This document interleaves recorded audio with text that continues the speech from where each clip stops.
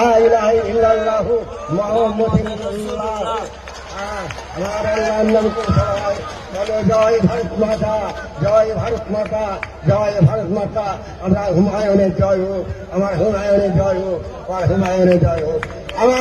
एक तरफ 11 फरवरी को बाबरी मस्जिद की ढलाई की तैयारी हो रही थी, वहीं दूसरी तरफ एक हिंदू पंडित आकर भरे मंच में ला इलाहा इल्लल्लाह मुहम्मदुर रसूलुल्लाह का कलमा पढ़ रहा था।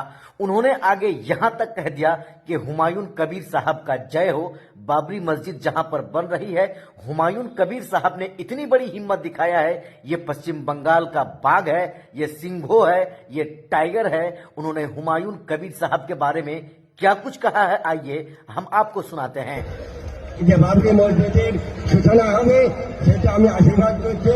আমার হুমায়ুন কবির আমার ছেলে, আমার ভক্ত, আমার শিষ্য, ওর মনোবাসনে যেন আল্লাহ যেন তার স্মরণায় লা ইলাহা ইল্লাল্লাহু মুহাম্মাদুর রাসূলুল্লাহ।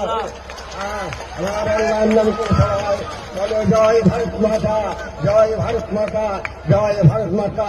আমরা হুমায়ুনের জয় হোক, আমার হুমায়ুনের জয় হোক, আমার হুমায়ুনের জয় হোক। আমার বাংলার নয়, যারা পশ্চিমবাংলার একটা মহামানব জন্মেছে হুমায়ুন কবির, এটা মানব সিংহ, সিংহর নাম কেন জয় ধরে দাও, এটা সিংহ।